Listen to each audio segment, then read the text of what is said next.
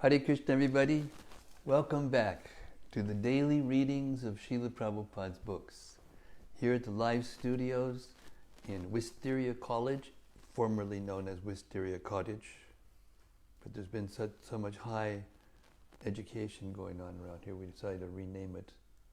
We have a room full of Kent Wallas and London Wallas, Vaishnavas, who are here on this very special day, Ekadasi, and Gita Jayanti, the birth of the Gita. It means it's the day that Krishna spoke the Bhagavad Gita 5,000 years ago in the battlefield of Kurukshetra. So we heard the whole Gita. It was amazing reading. You know, we'd pass the book around, and well, everyone did a chapter, and it was so nice. So here we are back in the Srimad-Bhagavatam with the fledgling Kant Yatra, and it's going in a very nice direction and very sweet atmosphere. Okay, welcome back everybody, and let's recite Srila Sanatana Goswami's glorification of the Srimad-Bhagavatam, Srimad-Bhagavata Mahima Stotram from the Sri Krishna Lila Stava. It's a small book that Sanatana Goswami wrote. And his idea was to offer 108 obeisances to Krishna's Vrindavan Lila, the pastimes of Krishna in Vrindavan, which are the sweetest part of Krishna's pastimes. They're all perfect and all wonderful, but Vrindavan Dwarka is perfect. His pastimes in Mathura are more perfect, and the Vrindavan pastimes are most perfect. They're all perfect, but there's degrees of perfection in the spiritual world in such a way that we can't have perfection here. Here you can't have anything good without there being the opposite. You can't understand what pain is unless you have pleasure. You can't understand what darkness is unless there's light, etc., etc. But in the spiritual world, there's no duality. Everything's absolute. And everything's there in the spiritual world, but there's no necessity for it. But here we have to have the sun, otherwise we wouldn't have any light. And so there's the sun, but there's no need for the sun, because all the planets and the persons are all self-effulgent. There's no darkness covering us, this material body with unmentionable things inside this nice skin. And we're lugging it around, having to lug it around and get it to do things. It doesn't really want to do anything. We have to push it around, pull it around to get it to do things. But spiritual world, there's nothing but pure consciousness. Anyway, so Sanatana Goswami wanted to glorify Krishna's pastimes in Vrindavan, so he wrote the Sri Krishna Lila Stava. And he wrote it in sections, little 3 or 4 sections, and each one of those sections was an obeisance to the Krishna's pastimes. And this Srimad-Bhagavatam Mahima Stotram is the 107th, almost the last obeisance. I can't remember which one the last is. I edited the book, but I can't remember.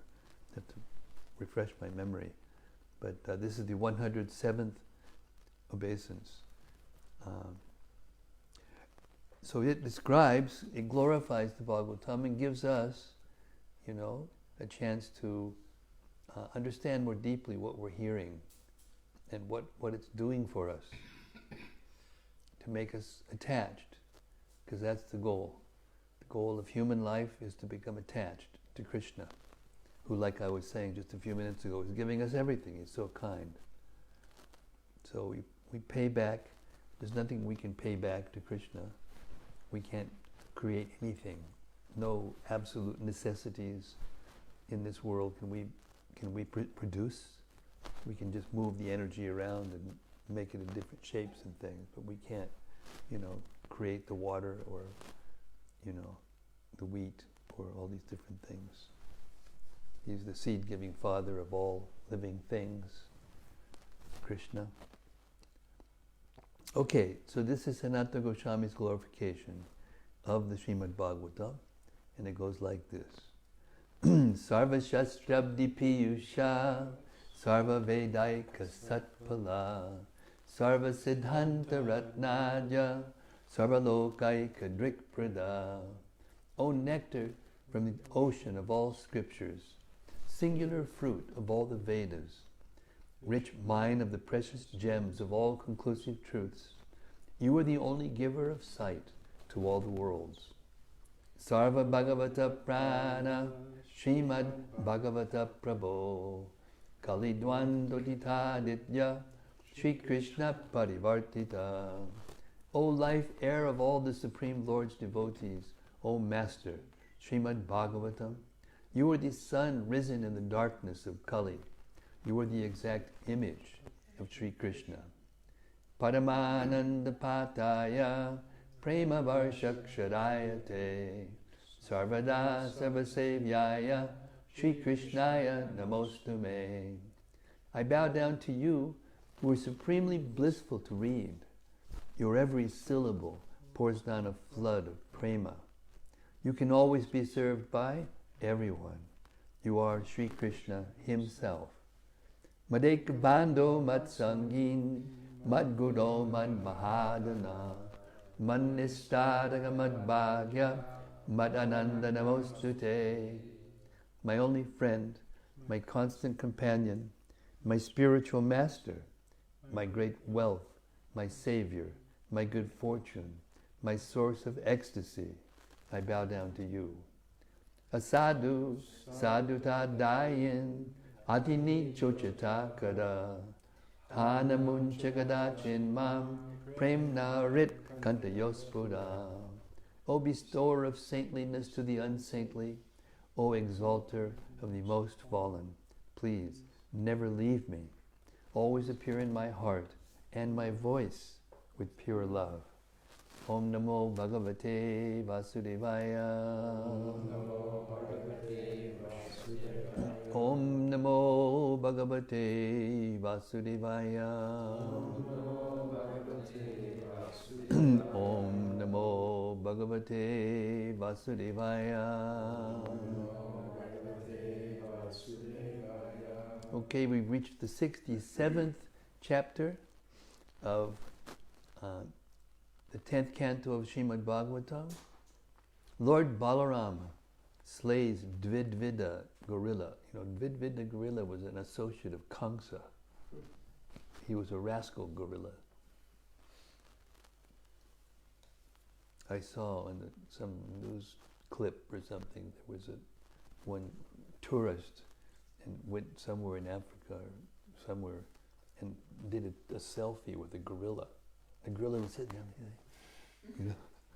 So there's, nice gorillas and there's rascal gorillas. So this Dvivida, he's a rascal gorilla. He's always doing some mischief. This chapter describes how Lord Baladev enjoyed the company of young girls on Raivakata mountain and killed the ape Dvivida there. Narakasura, a demon whom Lord Krishna killed, had a friend named Dvivida, an ape. Dvivida wanted to avenge the death of his friend, so he set fire to the homes of the cowherds, devastated Lord Krishna's province of Anarta, and flooded coastal lands by churning the ocean's water with his mighty arms. The rascal then tore down the trees of the ashramas of great sages and even passed stool and urine on their sacrificial fires. He kidnapped men and women and imprisoned them in mountain caves, which he sealed off with boulders.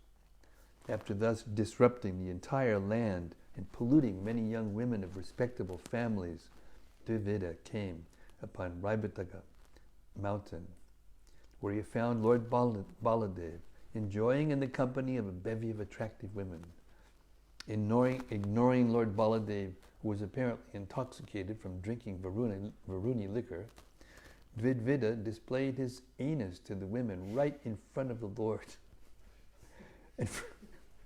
and further insulted them by making crude gestures with his eyebrows and passing stool and urine. Dvivida's outrageous behavior angered Lord Baladev, and he threw a stone at the ape. But Dvivida managed to dodge it. He then ridiculed Lord Baladev and tugged at the women's dresses. Seeing this audacity, Lord Baladev decided to kill Dvivida. Thus he took up a club and his plough weapon. Powerful Dvivida then armed himself by pulling up a shal tree from the ground, and with this tree he struck the Lord on the head. The shal tree is supposed to be the hardest wood you can get in India. Lord Baladev, however, remained unmoved and smashed the tree trunk to pieces. Dvivida uprooted another tree, and another, until the forest was denuded. But although he struck Baladev on the head with one tree after another, the Lord simply broke all the trees to pieces. Then the foolish ape started throwing a barrage of stones. Lord Baladev crushed them all to powder, after which Dvivida charged to the Lord and hit him on the chest with his fists, infuriating him. Putting aside his club and plough weapons, Lord Balarama then struck Dvivida's throat and shoulder, at which point the ape vomited blood and fell down, dead. Having killed Dvivida, Lord Baladev set off for Dwarka as demigods and sages showered flowers from the sky and offered him praises, prayers, and obeisances. So Krishna comes with Balaram to protect devotees and to relieve the burden of the earth by disseminating the demoniac elements on the earth. This is part of that plan, that pastime. Text 1. The glorious King Parikshit said, I wish to hear further about Sri Balaram, the unlimited and immeasurable Supreme Lord, whose activities are all astounding. What else did he do? Text 2. Sri Shukadeva Goswami said, there was an ape named Dvivida, who was a friend of Narakasuras. This powerful Dvivida, the brother of Minda, had been instructed by King Sugriva. Purport.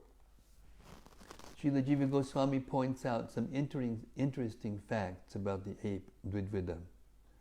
Although Dvivida was an associate of Lord Ramachandra's, he later became corrupted by bad association with the demon Naraka, as stated here. Narakasya Sakha. The bad association was the reaction for an offense Dvivida had committed when, being proud of his strength, he disrespected Lord Ramachandra's brother Lakshmana and others. Those who worship Lord Ramachandra sometimes chant hymns addressed to Minda and Dvivida, who are attended deities of the Lord. According to Srila Jiva Goswami, the Minda and Dvivida mentioned in this verse are empowered expansions of these deities who are residents of Lord Ramachandra's Vaikuntha domain. Srila Vishwanath Chakravarti Thakur states that the Lord arranged the degradation of Dvivida and Minda to show the evil of bad association that results from offending great personalities. Thus, the Thakur compares their fall to that of Jai and Vijay. Text 3. To avenge the death of his friend, Naraka, the ape Dvivida ravaged the land, setting fires that burned cities, villages, mines, and cowherd dwellings. Purport. Krishna had killed Dvivida's friend, Naraka, and to retaliate, the ape intended to destroy Lord Krishna's flourishing kingdom. In Krishna, Srila Prabhupada writes, his first business was to set fires in villages, towns, and industrial and mining places, as well as the residential quarters of the mercantile men who were busy dairy farming and protecting cows. Text 4. Once, Dvivida tore up a number of mountains and used them to devastate all the neighboring kingdoms, especially the province of Anartha, wherein dwelt his friend's killer, Lord Hari. Text 5. Another time, he entered the ocean and with the strength of 10,000 elephants, churned up its water with his arms and thus submerged the coastal regions. Tsunami. Text 6. The wicked ape tore down the trees in the hermitages of exalted sages and contaminated their sacrificial fires with his feces and urine. Text 7. Just as a wasp imprisons smaller insects, he arrogantly threw both men and women into caves in a mountain valley and sealed the caves shut with boulders. Text 8. Once while Dvivida was thus engaged in harassing the neighboring kingdoms and polluting women of respectable families, he heard very sweet singing coming from Raivataka mountain, so he went there. 9 and 10. There he saw Sri Balarama, the lord of the Yadus, adorned with a garland of lotuses and appearing most attractive in every limb. He was singing amidst a crowd of young women, since he had drunk Varuni liquor. His eyes rolled as if he were intoxicated. His body shone brilliantly as he behaved like an elephant in ruts. Text 11. The mischievous ape climbed a tree branch and then revealed his presence by shaking the trees and making the sound, kila, kila. Purport. The word Sakamirga indicates that the ape Dvivida, like ordinary apes, was naturally inclined to climb trees. Srila Prabhupada writes, this gorilla, by the name Dvivida, could climb up on the trees and jump from one branch to another. Sometimes he would jerk the branches, creating a particular type of sound, kila, kila, so that Lord Balaram was greatly distracted from the pleasing atmosphere. He picked on the wrong guy this time. 12. When Lord Baladev's consorts saw the ape's impudence, they began to laugh. They were, after all, young girls who were fond of joking and prone to silliness. 13. Even as Lord Balaram looked on, Dvivida insulted the girls by making odd gestures with his eyebrows, coming right in front of them and showing them his anus. Purport.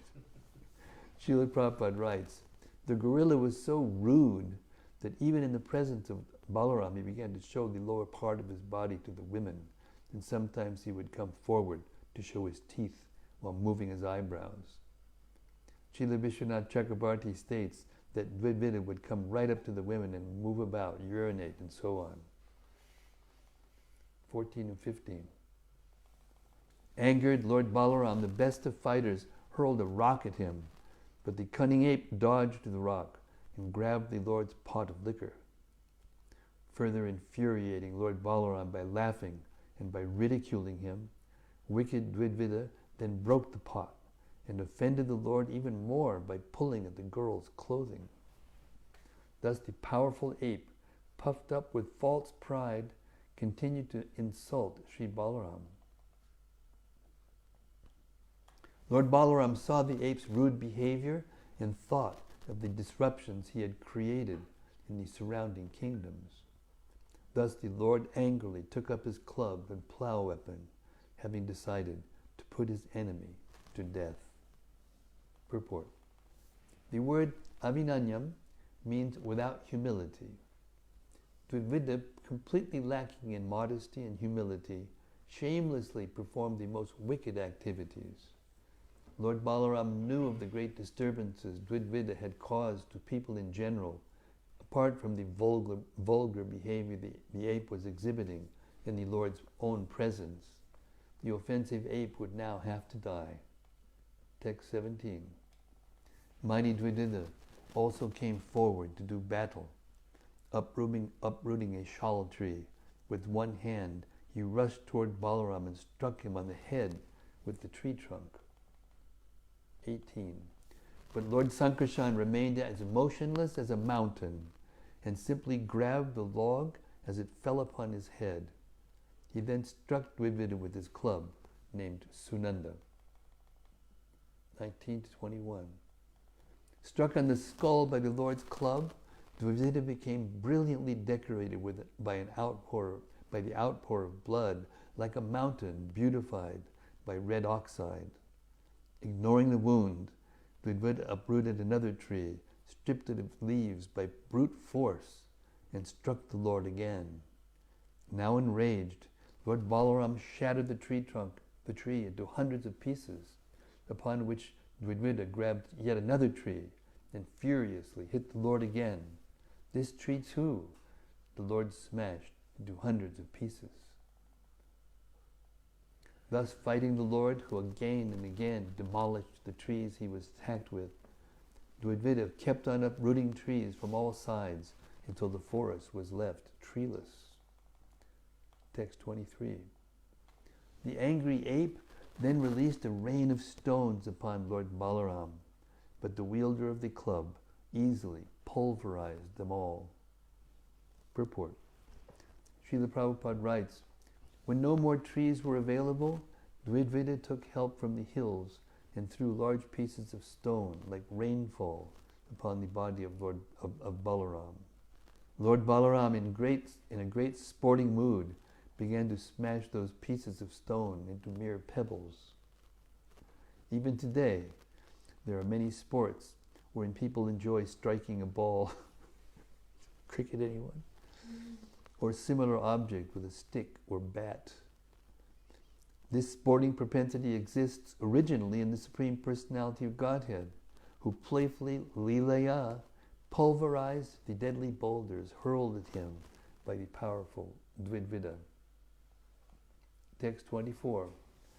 Dvivida, the most powerful of apes, now clenched his fists at the end of his palm tree-sized arms and came before Lord Balaram and beat his fists against the Lord's body.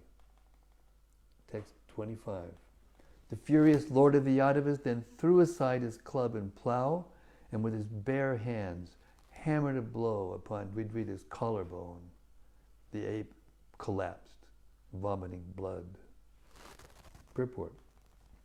In Krishna, Srila Prabhupada writes, this time Lord Balaram became most angry. Since the gorilla was striking him with his hands, Lord Balaram would not strike him back with his own weapons, the club or the plow. Simply with his fists, he struck the collarbone of the gorilla. This blow proved fatal to Dvivida. 26.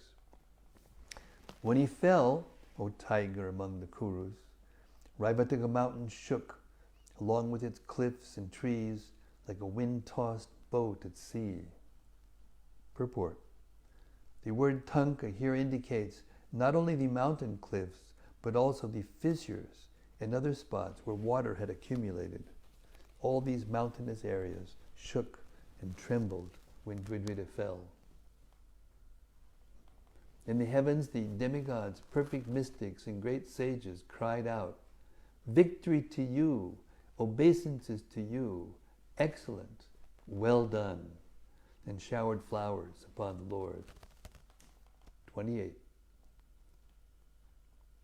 Having thus killed Dvivida, who had disturbed the whole world, the Supreme Lord returned to his capital as the people along the way chanted his glories.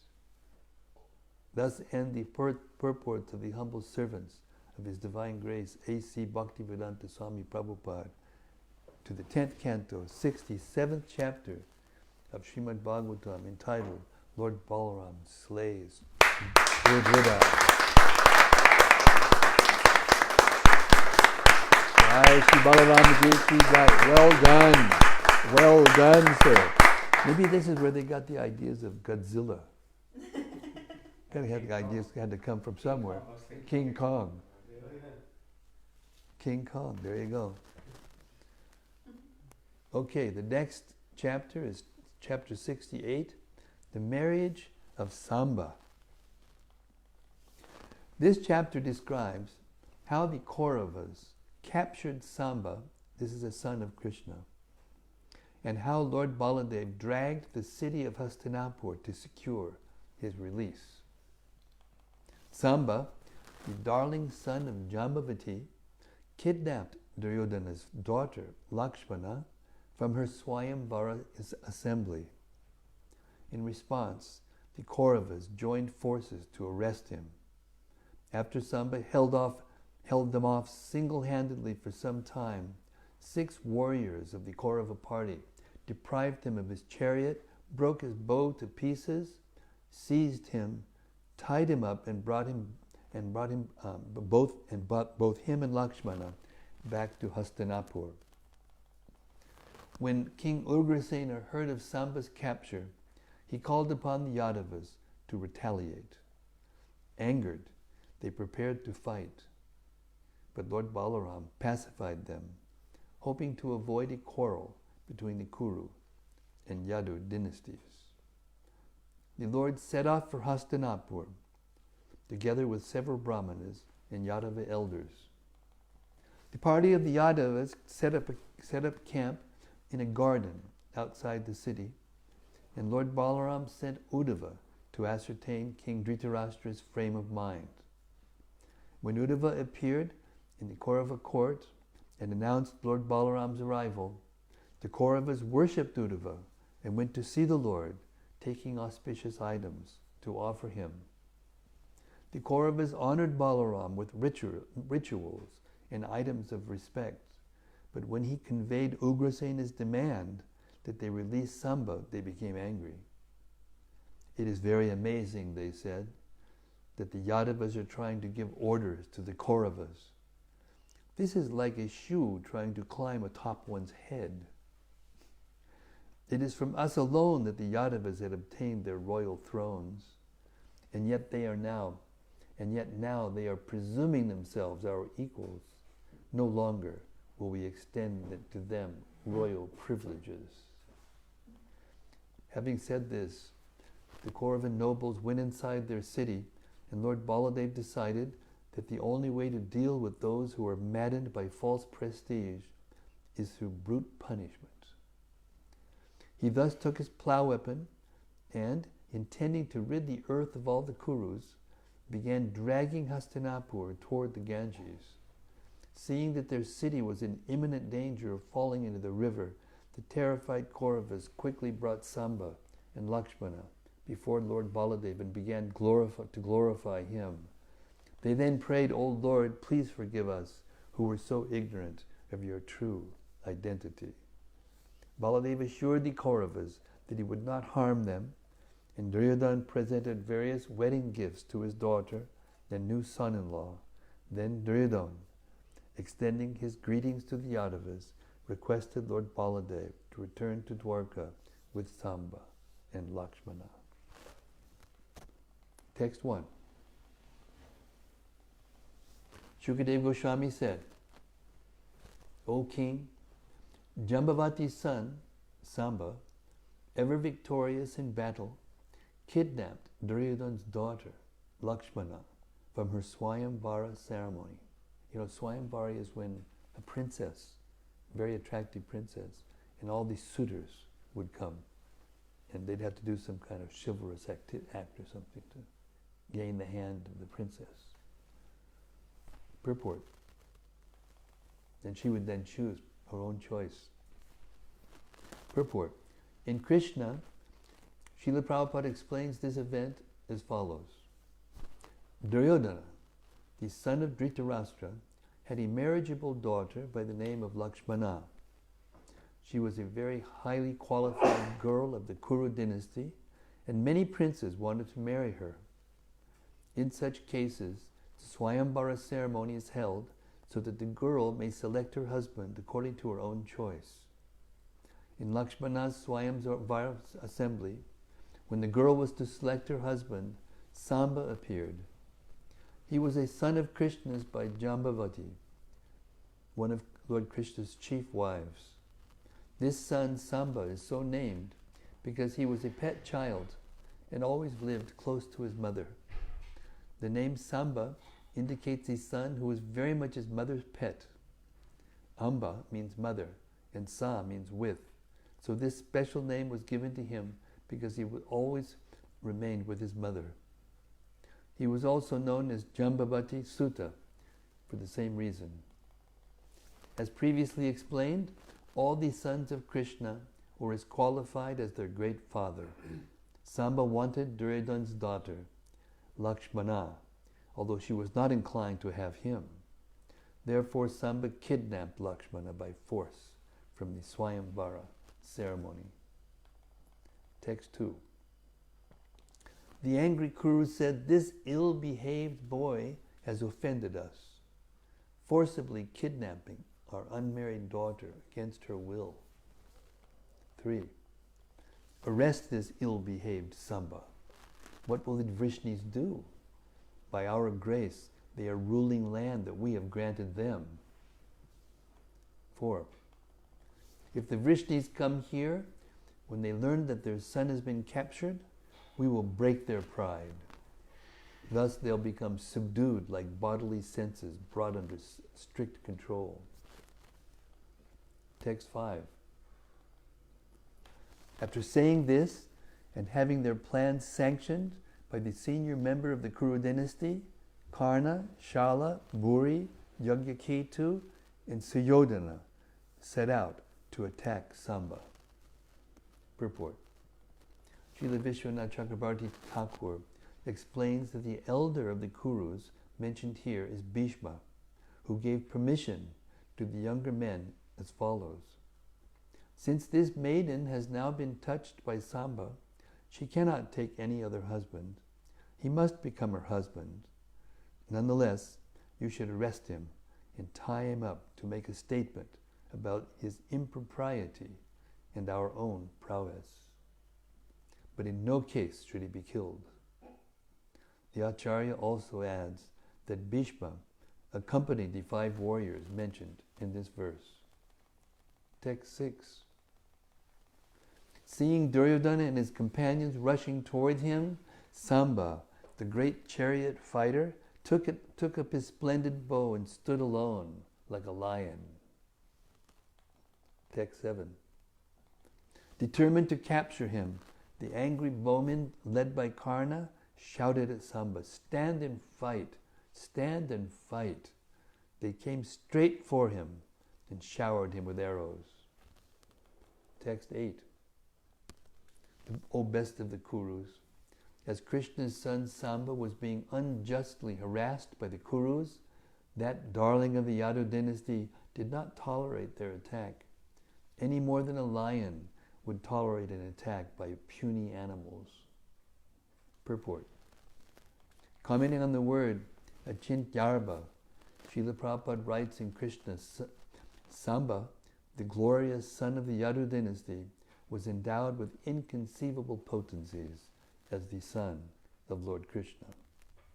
9 and 10. Twanging his wonderful bow, heroic Samba struck with arrows the 6 warriors headed by Karna.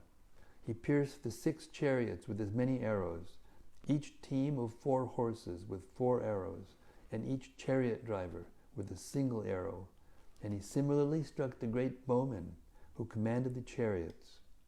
The enemy warriors congratulated Samba for this display of prowess. Purport. Srila Prabhupada comments, while Samba was so diligently fighting alone with the 6 great warriors, they all appreciated the inconceivable potency of the boy. Even in the midst of fighting, they admitted frankly that this boy Samba was wonderful. Sometimes in a big, championship tennis match or something, what do they call them, the majors, one of the combatants, would do some shot that was just like out of this world, and the other one would go like this. Well done. Something like that. Champions. Appreciating each other's talents. Text 11. But they forced him down from his chariot, and thereupon 4 of them struck his 4 horses. One of them struck down his chariot driver, another broke his bow. 12. Having deprived Samba of his chariot during the fight, the Kuru warriors tied him up with great difficulty and then returned victorious to their city, taking the young boy and their princess. Text 13. This is actually very offensive because they're not supposed to do this, you know. Equals are supposed to fight with equals, and a whole bunch of big guys. They did the same thing with Abhimanyu, remember, in the Battle of Kurukshetra. Abhimanyu was the son of Arjuna, and he was also practically invincible. And they did him in. A whole bunch of them, 7 major Maharatis, all at once ganged up on him and did him in. O king, when the Yadavas heard news of this from Sri Narada, they became angry. Urged on by King Ugrasena, they prepared for war against the Kurus. Purport. Srila Prabhupada writes, the great sage Narada immediately carried the news. He's like the transcendental, CNN reporter or something. He's everywhere, always letting everyone know what's going on, what's going to happen.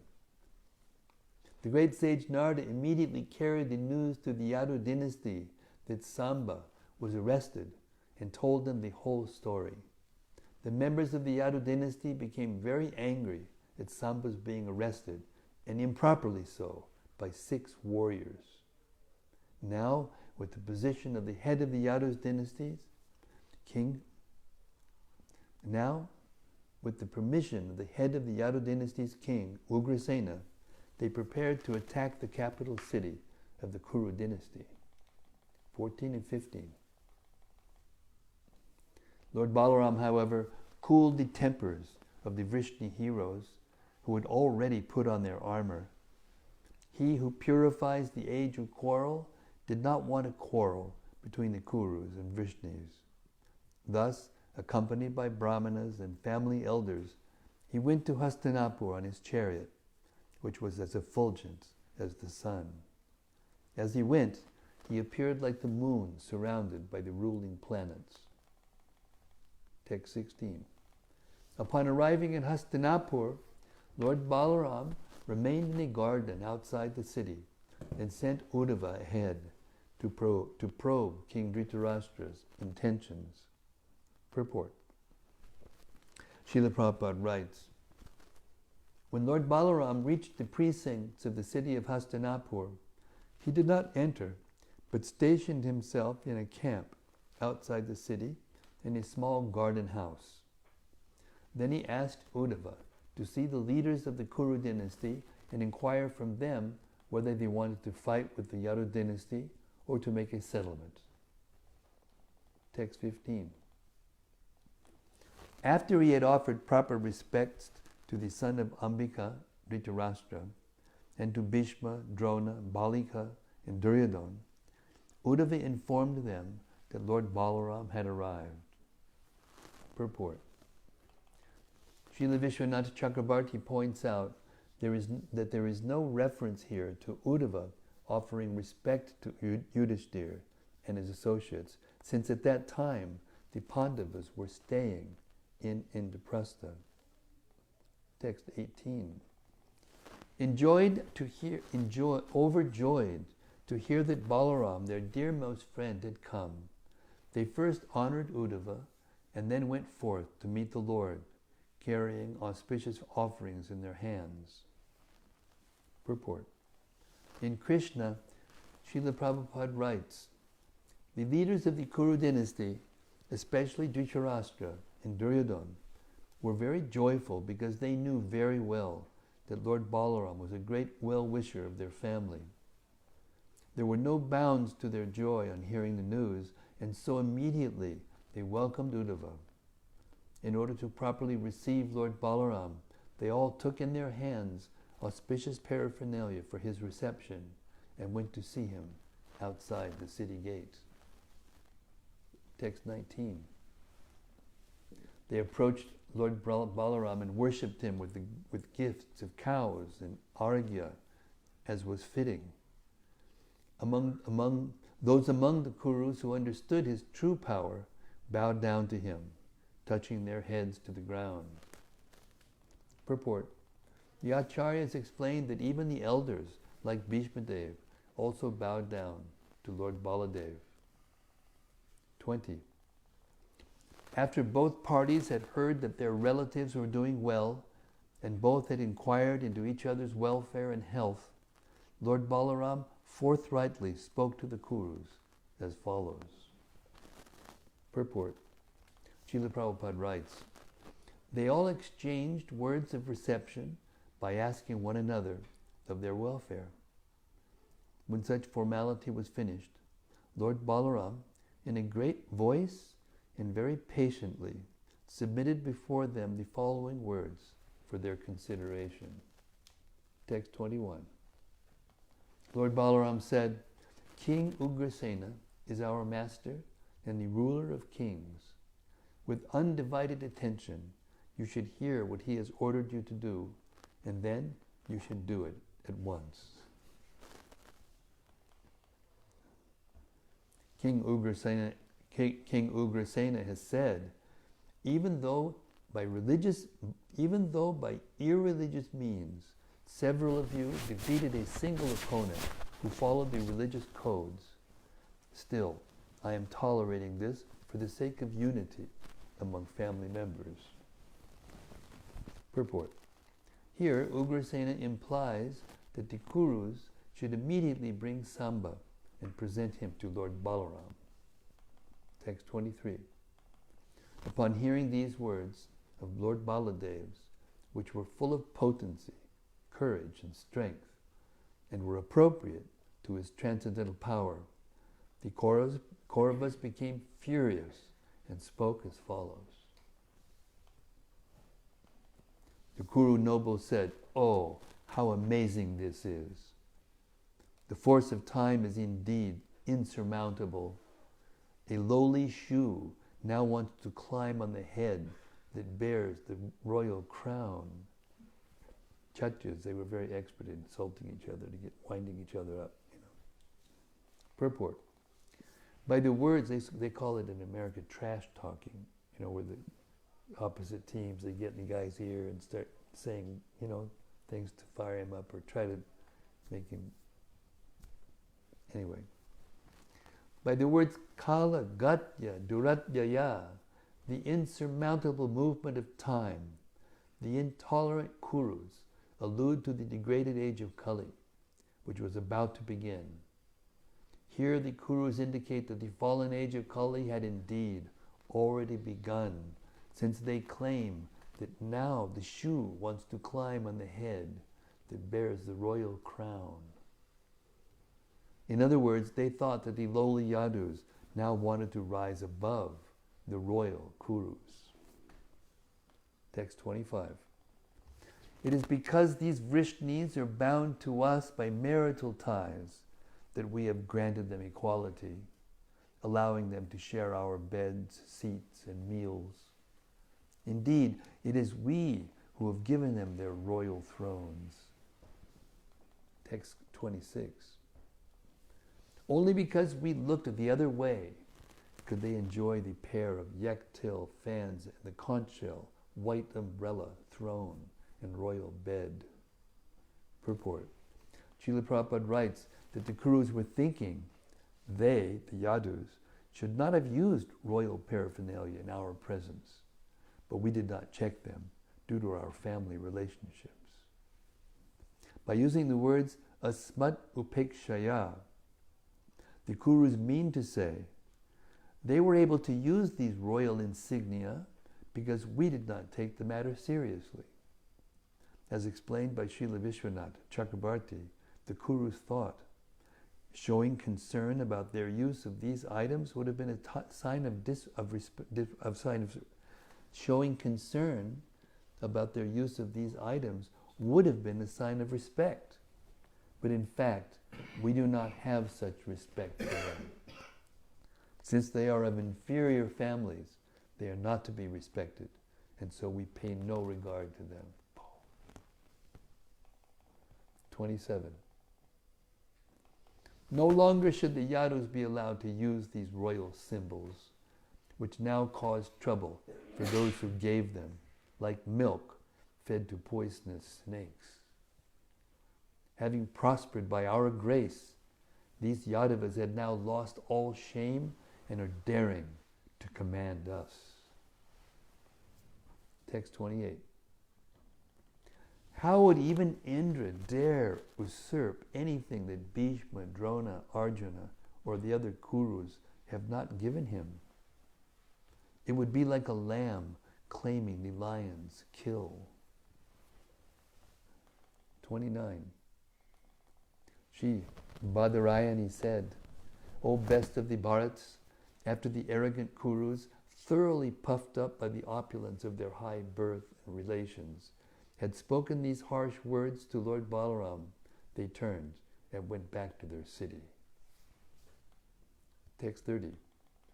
Seeing the bad character of the Kurus and hearing their nasty words, the infallible Lord Balaram became filled with rage. His countenance frightful to behold, he laughed repeatedly and spoke as follows. 31. Lord Balaram said, clearly, the many passions of these scoundrels have made them so proud that they do not want peace. Then let them be pacified by physical punishment, as animals are with a stick. 32 and 33. Ah, only gradually was I able to calm the furious Yadus and Lord Krishna, who was also enraged. Desiring peace for these Kauravas, I came here, but they are so dull-headed, fond of quarrel, and mischievous by nature, that they have repeatedly disrespected me. Out of conceit, they dared to address me with harsh words. 34. King Ugrasena, the lord of the Bhojas, Vrishnis, and Andakas, is not fit to command when Indra and other planetary rulers obey his orders? 35.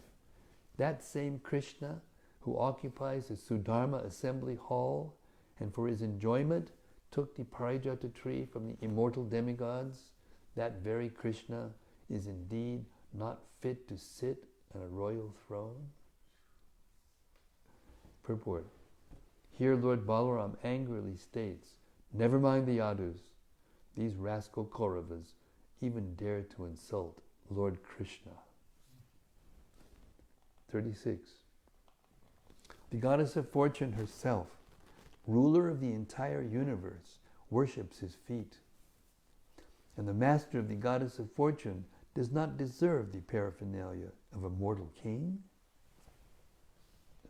37. The dust of Krishna's lotus feet, which is the source of holiness for all places of pilgrimage, is worshipped by all the great demigods.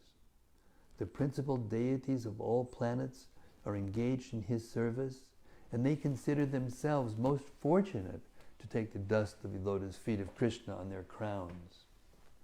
Great demigods like Lord Brahma and Lord Shiva, and even the goddess of fortune and I, are simply parts of his spiritual identity. We also carefully carry that dust in our heads, and still Krishna is not fit to use the royal insignia or even sit upon the royal throne? Purport. The above translation is based on Srila Prabhupada's Krishna, the Supreme Personality of Godhead. According to Srila Sridhar Swami, a place of pilgrimage, especially referred to here, is the Ganges River. The Ganges water is inundating the whole world, and since it is emanating from Krishna's lotus feet, its banks have turned into great places of pilgrimage. 38. We Vrishnis enjoy only whatever small parcel of land the Kuru allow us, and we are indeed shoes, whereas the Kurus are the head. 39. Just see how these puffed up Kurus are intoxicated with their so-called power, like ordinary drunken men. What actual ruler with the power to command would tolerate their foolish, nasty words? Text 40. Today I shall rid the earth of the Kauravas, declared the furious Balaram. He took his plow weapon and rose up as if to set the three worlds ablaze. Text 41. The Lord angrily dug up Hastinapur with the tip of his plow and began to drag it, intending to cast the entire city into the Ganges. Purport. Srila Prabhupada writes as follows: Lord Balaram seemed so furious that he looked as if he could burn the whole cosmic creation to ashes. He stood up steadily and, taking his plow in his hand, began striking the earth with it. In this way, the whole city of Hastinapur was separated from the earth. Lord Balaram then began to drag the city toward the flowing water of the river Ganges. Because of this, there was a great tremor throughout Hastinapur, as if there had been an earthquake, and it seemed that the whole city would be dismantled. Srila Vishwanath Chakravarti states that by the Lord's desire, his plow had increased in size, and that as Balaram began dragging Hastinapur toward the water, he ordered the Ganges, except for Samba, you should attack and kill everyone in the city with your water. Thus he would fulfill his promise to rid the earth of the Kauravas while making sure that nothing bad would happen to Samba.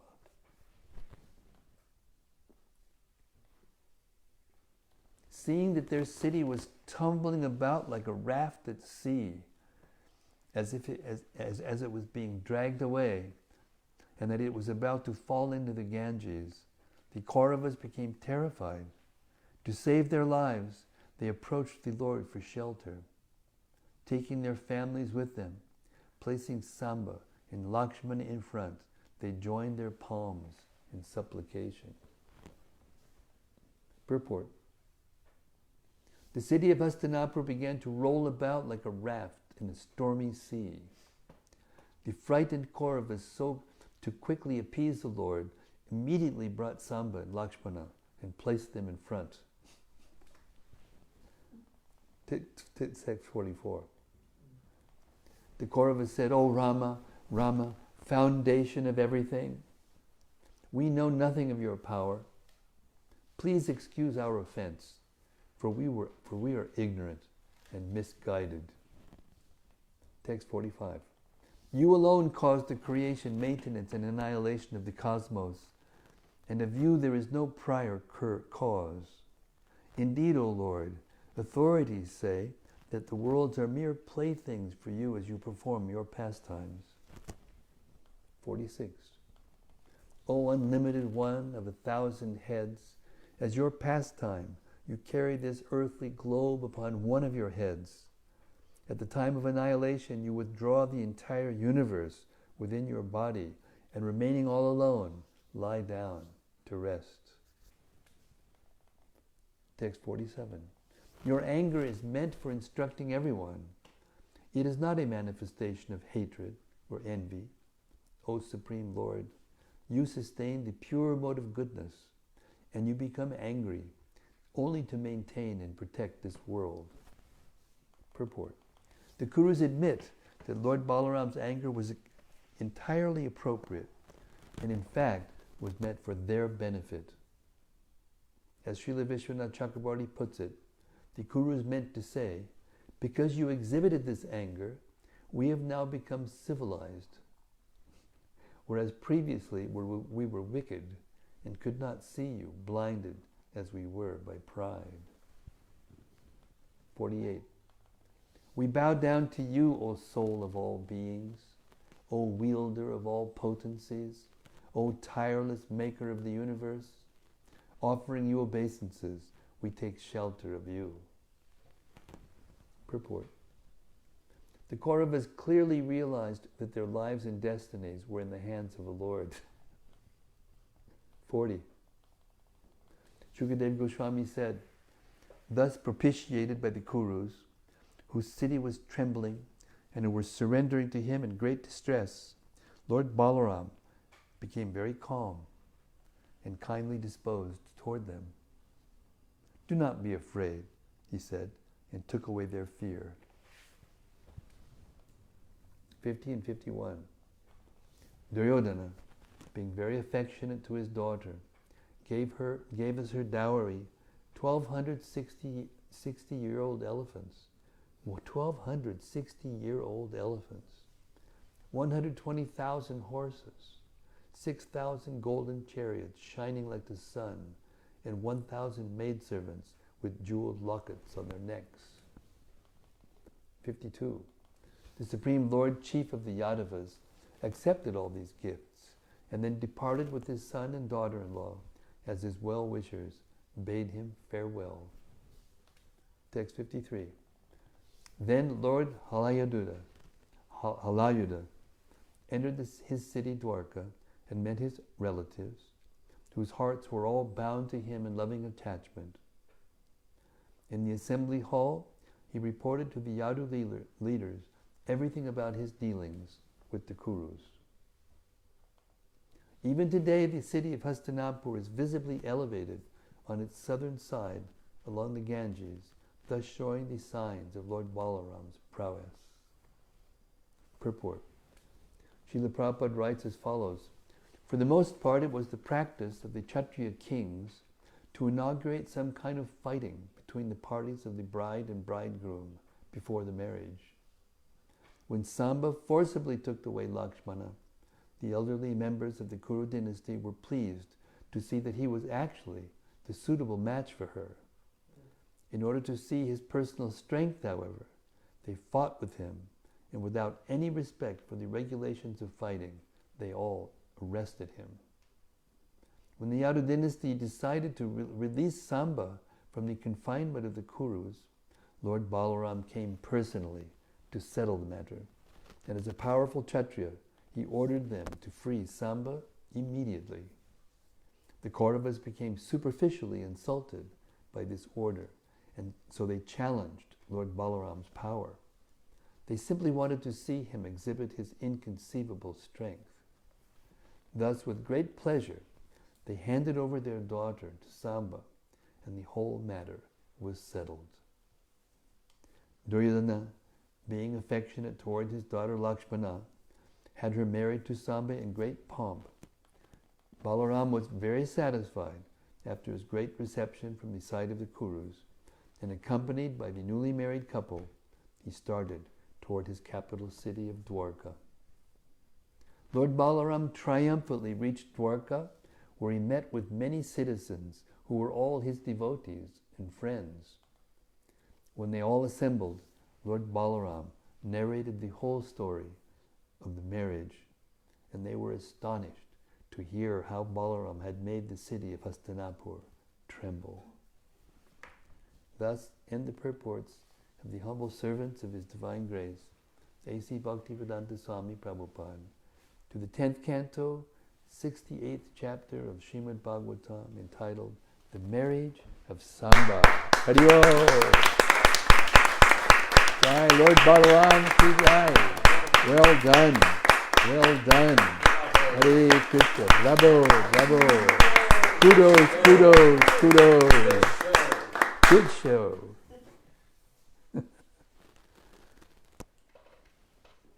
Lord Balaram.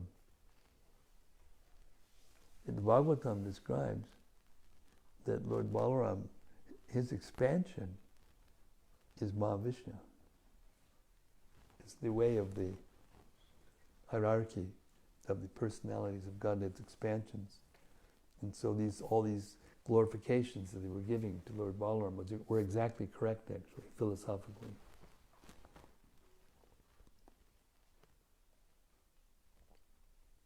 Okay, that's it for the reading tonight, kids. So now we're going to have the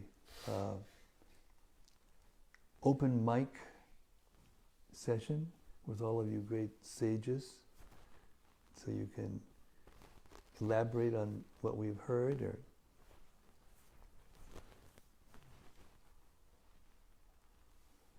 anything that's stuck in your mind you want to reflect upon or have deeper discussion. Okay. Vicky's going to start us off. So I had a couple of questions that just bits that I didn't understand. So I think that you used the word effulgent or Effulgent. effulgent. Effulgent. So I don't know what that word means. Effulgent means glowing. When light emanates from something, like the sun is effulgent, the glowing effulgence, or a flame, or anything, even a light bulb.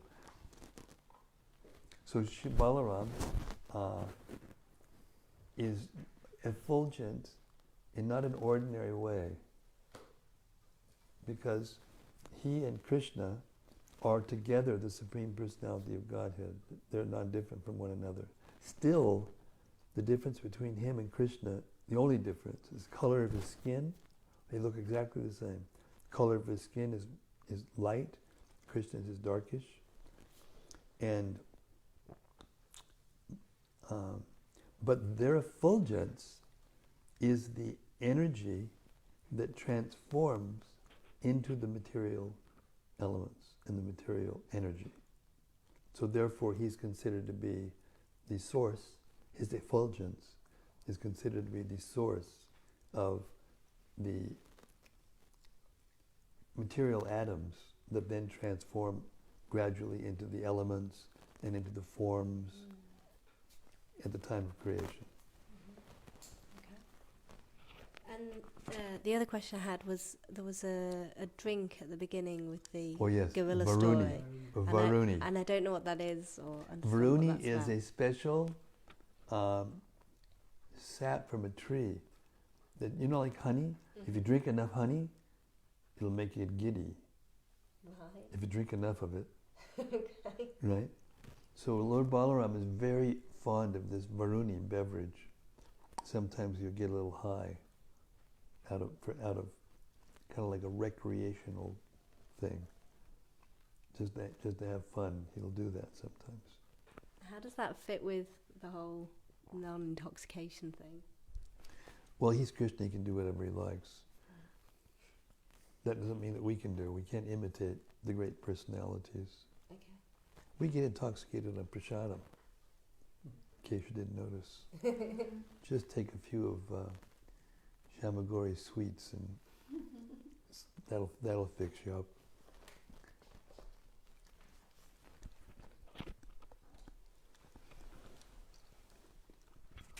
Yeah, you know, okay, the thing is, there's an idea in human society in general that God is all-powerful. It's one of his qualities. So, but now, even though they say he's all-powerful, they don't think he can create the sky. Therefore, they've degraded themselves into an impersonal conception of God. They can't imagine how God, a person, could create all this and be organizing and managing it. And Srila Prabhupada used to laugh at this, and he would say, all of us are seeing what's going on. We talked about this today, earlier. Everyone can see that we were talking about when you came in. You know, you see the sun coming up at a certain time of the month, in a certain place, at exactly the time, and you go back to next year and it comes up exactly at the same time in the same place. And they're trying to duplicate it in terms of time machines, various clocks and watches and stuff, atomic, you know, stuff. So, you know, people say, we can't see God. Oh yeah, you're seeing God every single day, every single minute of the day you're seeing God. You just can't recognize him because you're blind. So anyway, Krishna can do anything, but when he does something that to us would be contaminating or degrading or whatever, for him it's a glorious event. In the spiritual world, everything is there. Everything that's here in the spiritual world, it's in the spiritual world in some form or another. It's like a reflection. But there, the energy that makes up the forms is completely pure and spiritual. There's no duality. There's not good and bad. Everything is pure and all good. And when it becomes reflected into the material energy, then duality comes into existence. And we can't understand, as I said before during the reading, you know, we don't understand black without white, you know, or this negative energy, negative emotion without a positive emotion. And it's like that with everything in this material world. We can't relate, therefore we think things are good and they're bad. But actually, in the material world, nothing's actually good in the ultimate sense. Because we have to leave it. We get attached to somebody or something or some person or some whatever. Now we got a new PhD in our midst, and she's going to have to eventually give up her PhD. And all of us are like that. Every single one of us.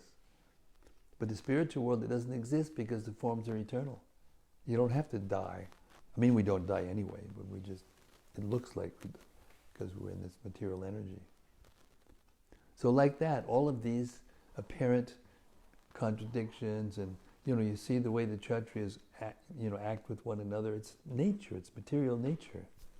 The people who become kings, they have this nature to want to expand their territory, and therefore they'll go for no reason and attack the next king. Like Putin's like attacking Crimea and trying to get back Ukraine, which is broken off from his, dynasty. And that's going on, and it has been going on, and it will go on. But the difference is in the material world, it's just full of duality. In the spiritual world, there is no duality. So the Kauravas, they act, that was very interesting, wasn't it? The explanation by, I think it was Vishwanath or Sridhar Swami, whoever it was, why they became like that, aggressive. To us it seemed, this is, this is very bad. I mean, how can we even listen to this? But no, there was something behind it. They wanted to see the glories of Lord Balarama because they knew who he was. So even in that, like Bhishma, for instance, Bhishma was a Mahajan. He was one of the greatest knowledgeable persons in spiritual knowledge. And yet he fought on the side of Dhritarashtra and the Kurus. Because they were following rules of culture, And Duryodhana was a brahmachari and he was being maintained by Dhritarashtra and Duryodhana. And therefore he was obliged to fight on the side against Krishna. But in order to show his love for Krishna, in order for Krishna to show his love to him, he broke his promise, Krishna.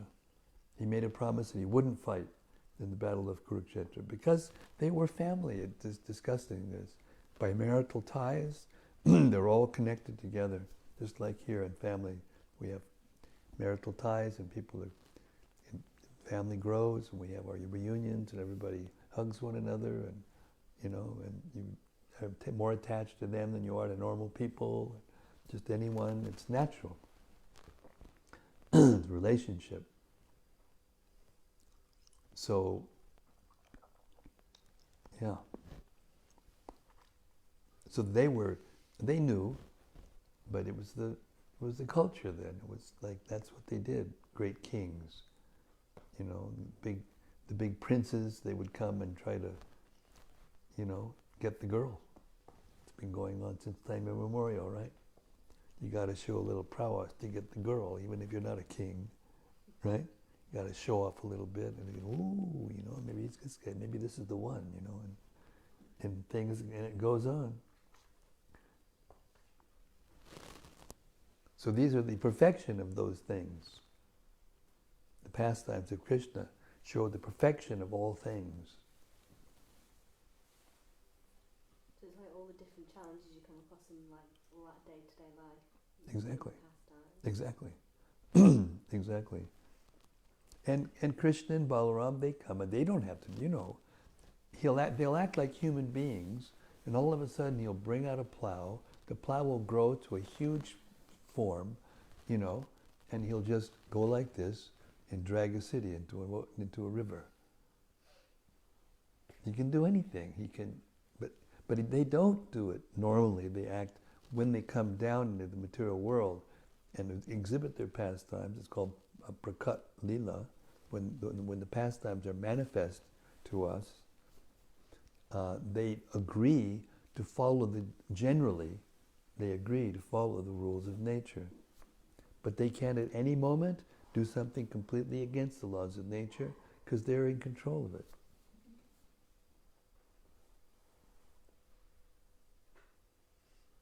Just like you see these big guys, they get together and they have these palatial buildings and they walk in and there's gold chairs and all sorts of, like Buckingham Palace, it's just the nature, it's the way of life. And it's degrading now in Kali Yuga. Prabhupada used to joke. I went to a lecture once in Los Angeles. And he was talking about the difference between the culture before and now. And they said before they were eating on golden plates. One time they'd throw it and the servants would go and they'd maintain themselves by all this opulence. And now we have plastic, styrofoam, and whatever, clay and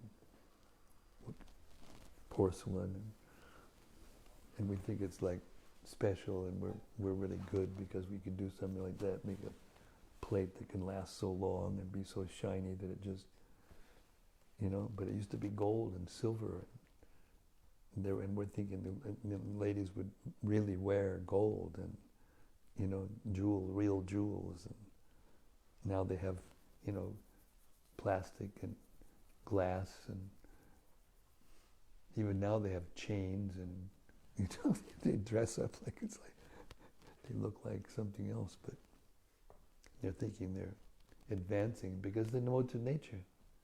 The modes of nature, they tend to degrade from passion, from goodness to passion to ignorance. So things were different 5,000 years ago, what to speak of 1,000,000 years ago. And things will be different 5,000 years from now.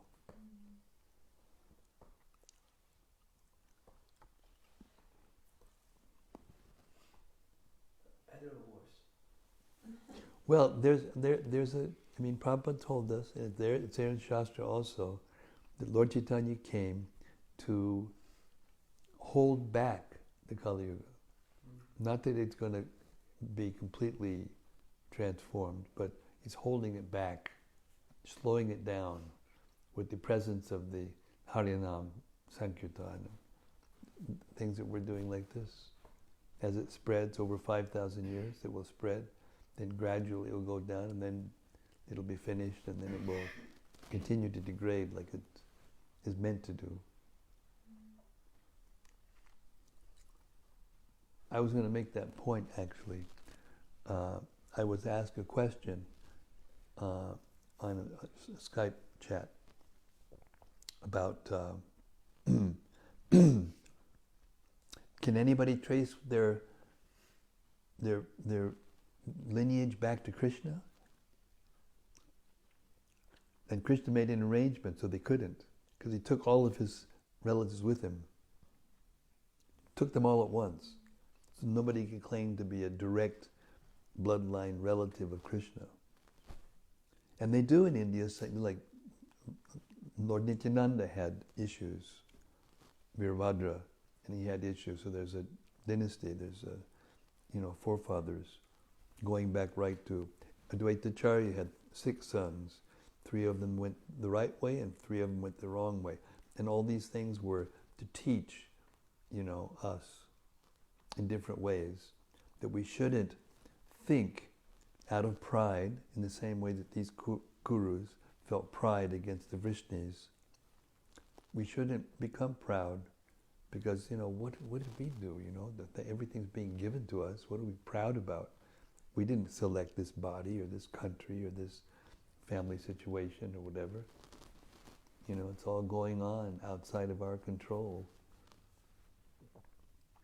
So Krishna arranged it so that, there wouldn't be an additional burden on the earth. He came to deliver the burden, of the earth. These kings that were making things like these now. There's these guys, Trump and Boris Johnson and Putin and this rocket science guy over there in North Korea. They're all like, they just think they're kings, but they're not, They think they're powerful. They're not. So Krishna, in order to, part of the thing that he did to relieve the burden of the earth was he took all of the dynasty away, just like that.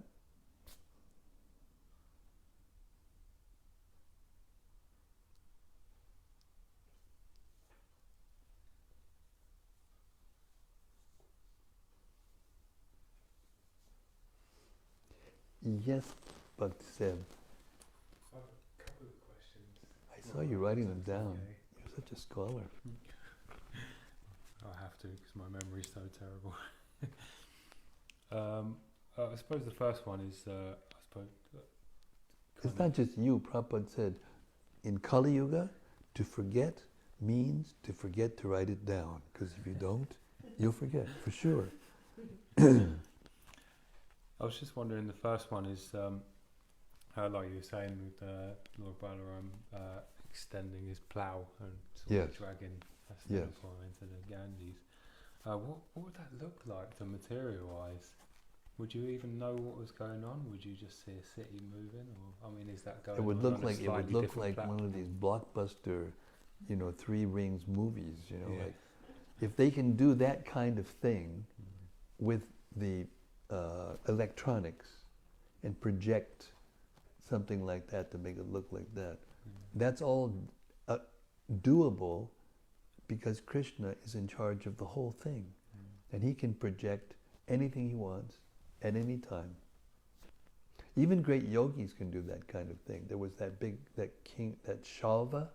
He was a big king and he had mystic power and he performed many sacrifices and he was very inimical towards Krishna. So he did a huge sacrifice to the demigods and he got this very powerful airship and he went to attack, he went to attack Dwarka because he was inimical, And at one point, and Krishna, at that time, Krishna was in Hastinapur, he wasn't there. So taking advantage of Krishna not being there, he was really wreaking havoc, And so Krishna, he knew what was going on, but he got word. Even though he knew everything, he still gets word like an ordinary human being. He comes there just in time to confront Shalva. And so Shalva showed him his father, Vasudev. It was like a hologram, but it was projected by his mystic power. So we have the ability to do holograms. You're doing 3D printing. It's a mystic power that's being given to you, and it's gross. But then in those days, they had mystic powers, and they could do things you can't imagine.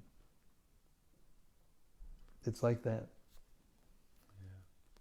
Yeah. I mean, a lot of what you read in Mahabharata in particular, and these pastimes as well, is so epic. Yeah. It's very hard to scale it in your mind. Yeah, you can't scale it. Yeah. You can't scale it. One time, I was just listening to a morning walk the other day, and some devotees were asking Prabhupada these kinds of questions, and especially it was about the spiritual world, and everything's conscious, what happens when they eat, and where does it go, and all these kind of...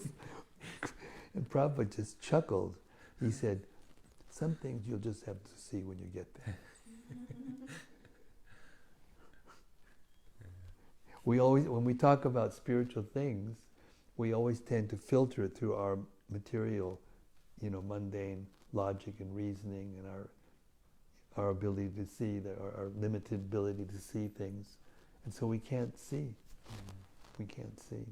But sometimes something will happen horrendous, like the whole ocean will just come out and take out whole cities. It happens.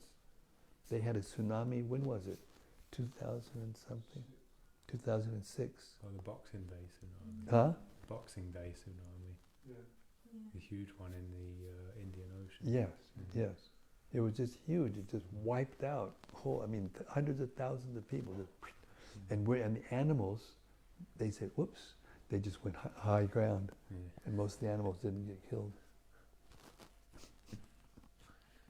I guess I'm so conditioned by Hollywood. I always try and cinematize all these. Well, Prabhupada, devotees mentioned to Prabhupada about this once they started reading these. I mean, it's obvious that some filmmakers or authors or whatever, they read these things, they get these ideas. Even Hitler got these kinds of ideas, how to do rocket science and all these things. He got the ideas from it, from the Puranas. It's quite an amazing thought. Huh? May I ask my second question? As your senses become purified by following spiritual principles and by hearing and cultivating this knowledge, your capacity to see the possibilities will increase. And eventually, if you become advanced enough, you can see Krishna face to face.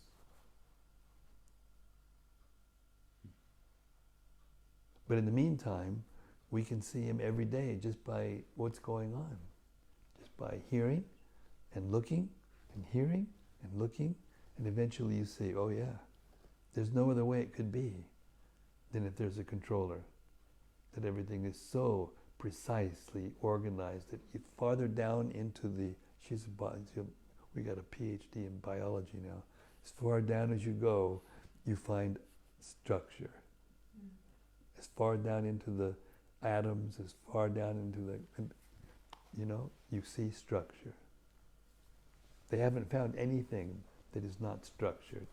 And yet they're so foolish, they think there's no God in control. There's no intelligence behind it. But it's obvious to a person who's not completely bewildered by the material energy.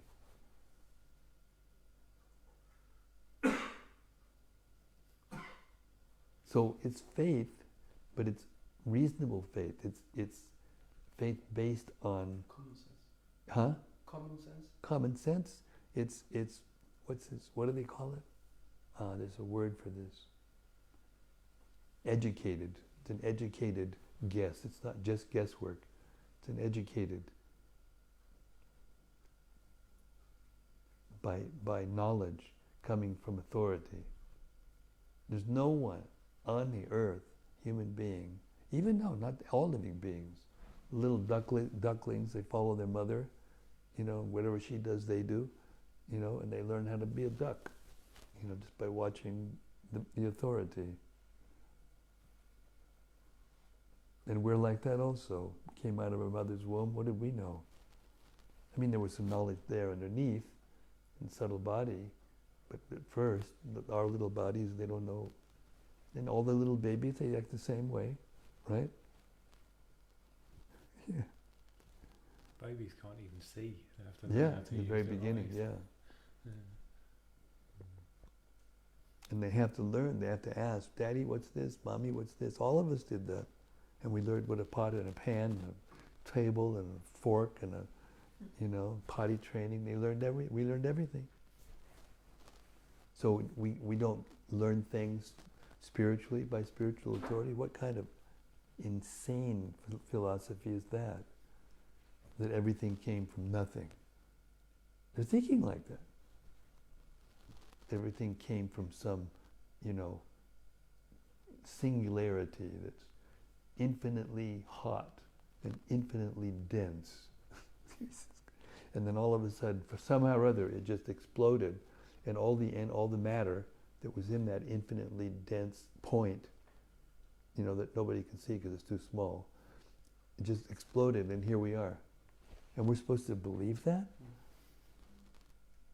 Well, yeah, because they've been teaching it to it. They've been spoon-feeding us for generations and generations and generations. One mistake after another, upon something that is true. There is some basis of truth, otherwise it wouldn't be truth. But it's not truth anymore when you fiddle with it and fiddle with it and fiddle with it, and then make out that you know what happened 5 trillion years ago, it's ridiculous. But we have, knowledge that has come down to us from all through those. We have genealogical tables in the Vedas. And they were there, You know, that when the Germans and the British went there for economic and political reasons, they wanted to become powerful, and all the wealth was there. It was very wealthy at that time. And they had to, you know, try to prove that the Western culture was superior and try to control. So they when they saw the Vedas, such sophisticated literature that even if, okay, you may argue it was 1,200 years ago, or it was 5,000 years ago, whatever it was a long time ago. There's enough evidence of that, even if you can't pen it down by their process. And they saw this sophisticated literature, you know, the Vedas and the Bhagavatam, the Sanskrit, and the thoughts and the stories and the philosophy, the explanation of how things came into existence. It's so elevated. It's so, even the language itself is so elevated.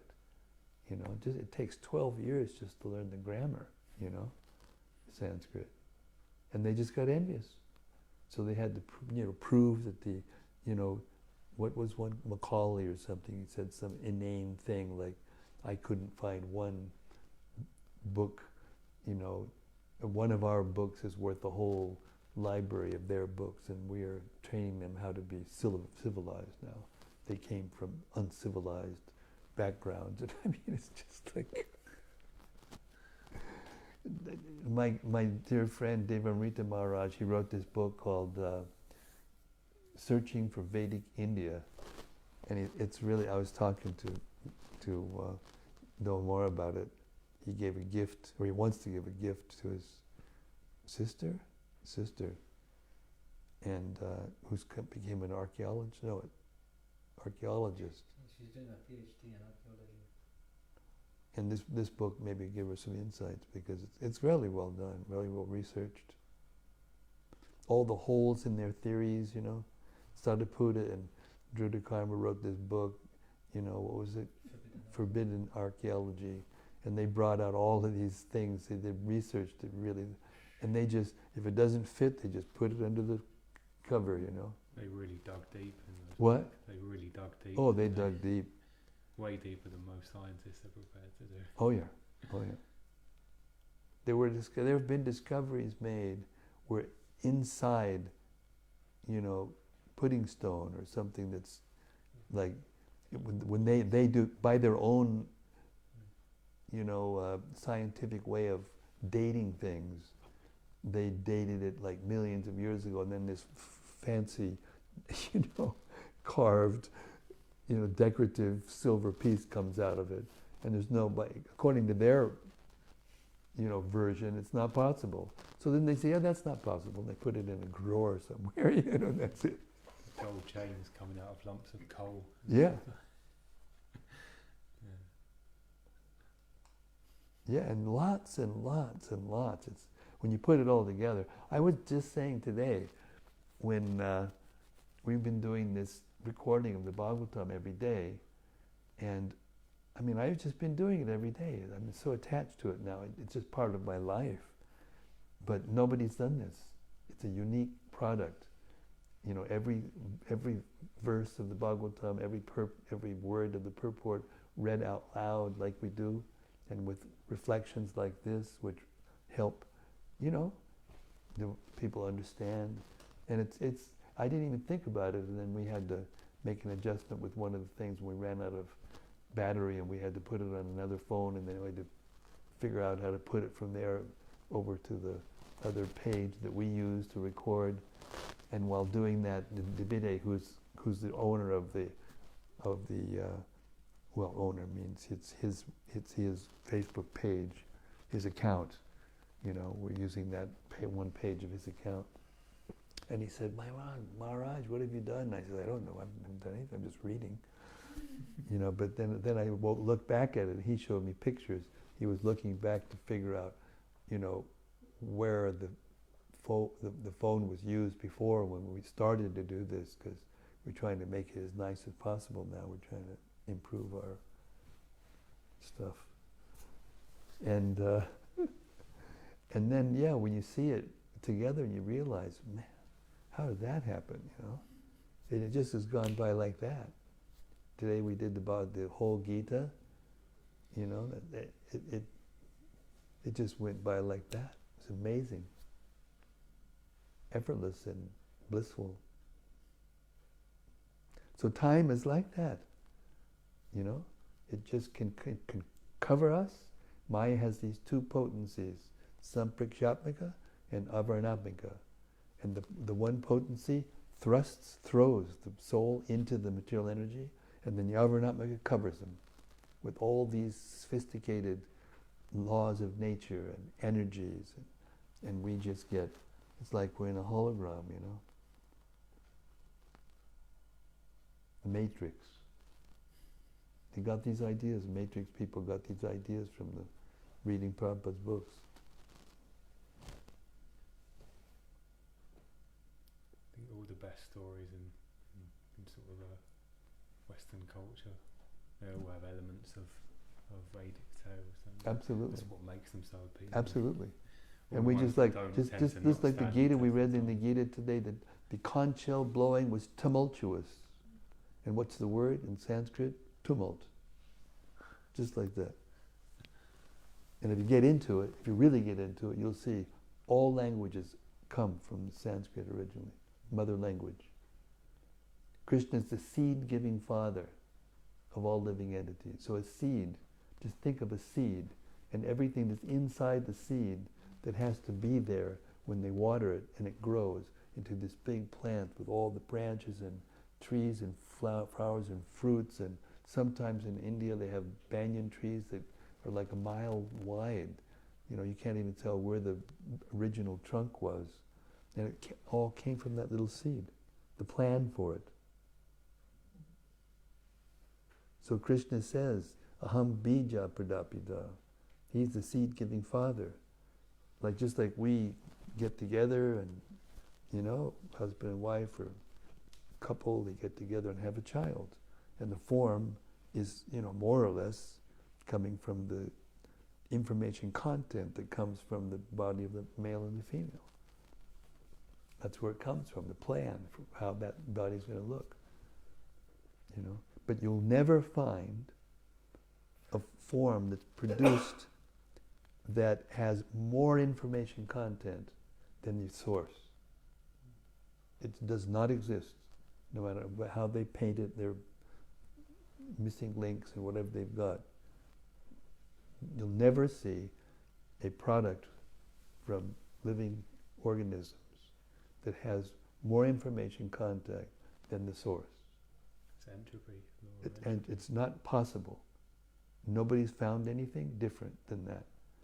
That's Krishna. From his body, it's described in the Gita.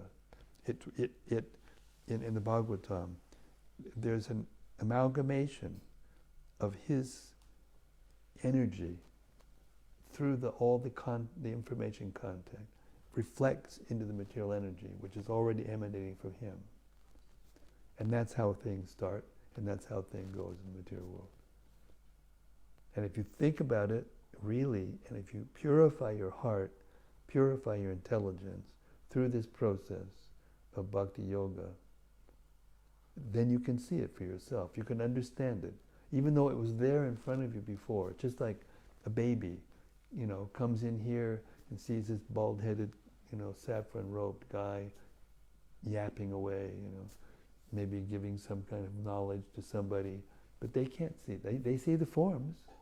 They see the same forms, but they can't put it together and think, oh, maybe there's something here, maybe I should sit down and listen.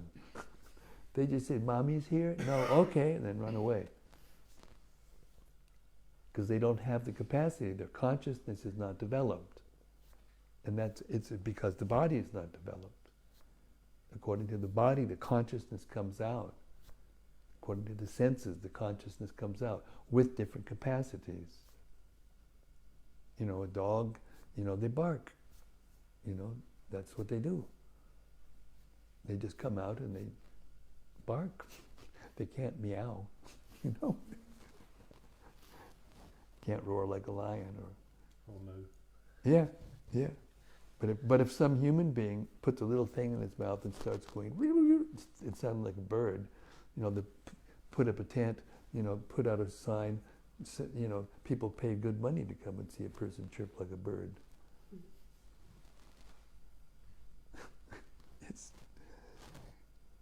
It's just the nature of the material world. It is just expertly done, so expertly done that we can't see it until we become qualified.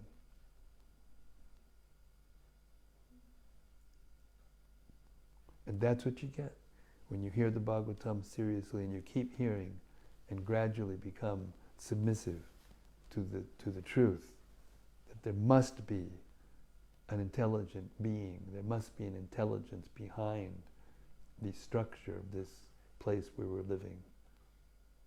I just went to got shots in my hips, and he was telling me you're a PhD in biology, just how complicated and how wonderful it is, how it works, all the special little, I remember Sadhaputta, he said, the creation of this human body, if it's by chance, just by permutation and combination and survival of the fittest, he said, it takes such engineering that there's a nerve that has to grow from inside the brain and come out right at exact the place where the eyes are. It can't be this much off. It would be like an engineer, starting a railway on one side of a mountain and then cutting it through and having to get right there. It can't be done without intelligence. It can't be done by chance. Let's go over here, We'll get there, here, just, no, it's got to be right there. And there's unlimited numbers of things like that could not have been done. And Sadhaputta figured it out. He was a PhD in math, and he was really a genius. And he figured out the mathematical possibilities. He got into mathematical biology. Yeah, that's a very high form of math, because it's so complex. The organic forms are so complex.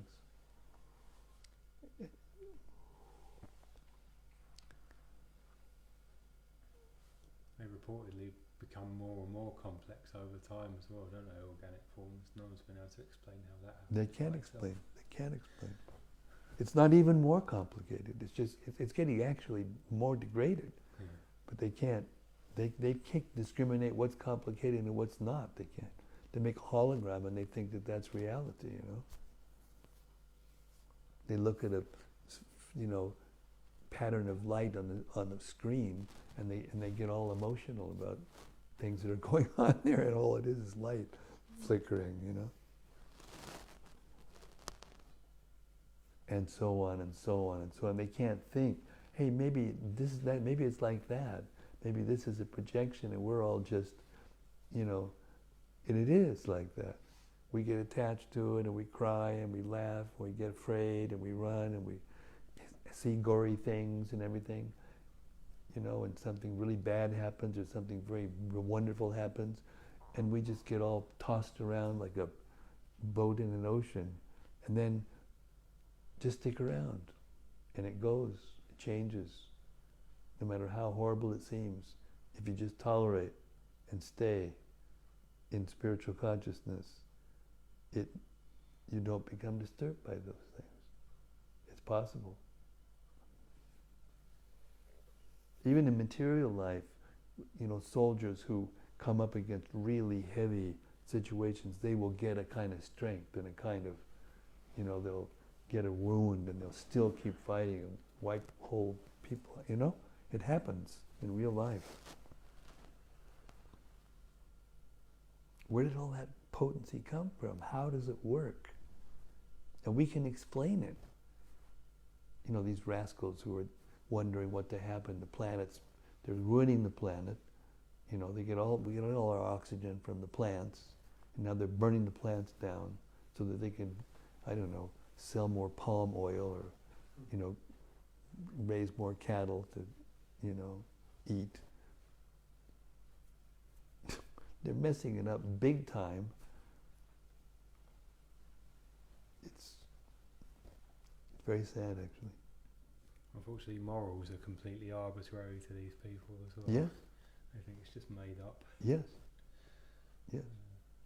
That's pride. That's we were hearing that today. The Kurus, proud, you know. I mean, Krishna killed Kamsa and put Ugrasena as the king. And they're thinking that they're better than him. Sorry.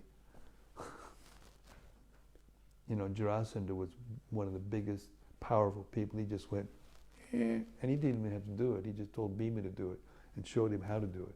Just one leg, that's it. Finished. And never a hair touched on his body. He would go out single-handedly and wipe out whole armies 17 times to Jarasandha.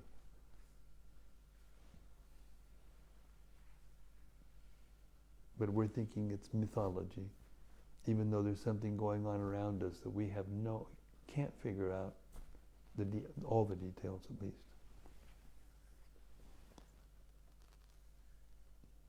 So we have a method. We use these things in devotional service to glorify Krishna and to, you know, expand the knowledge and the understanding, the perception, to deepen the perception that the human body and mind and subtle body has, the potential it has to understand and to perceive. We're not even using just even a fraction of our potential. And the so-called electronic technology is just making us less capable, not more capable. Our memories are getting shorter, you know. Before the Vedic sages, they used to have brahmacharis in India, brahmachari gurukulas with just brahmacharis, young boys, and they would memorize the Vedas right from the get-go. And they wouldn't have any idea what they were saying. But the human brain had so much capacity to remember. For generations and generations, they would just memorize it and pass it down. And then later on, they would teach them what it meant. That's how the education went. Just like when we were kids, you know, you couldn't go to second grade until you learned your alphabet and the numbers.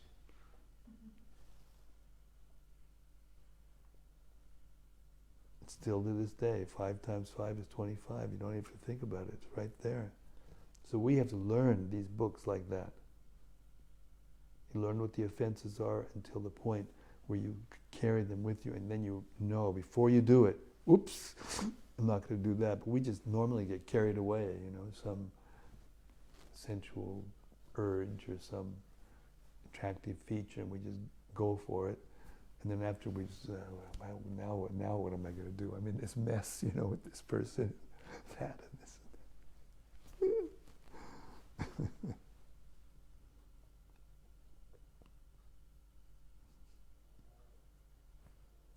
So, come along to the right. Yes. Sorry, I just wanted to add. Miss PhD, doctor, got to tell. Thank you. Huh? Thank you. Nice question. Sorry, Maharaj, I just wanted to slightly continue on your last comment with regards to just the practicality of nowadays trying to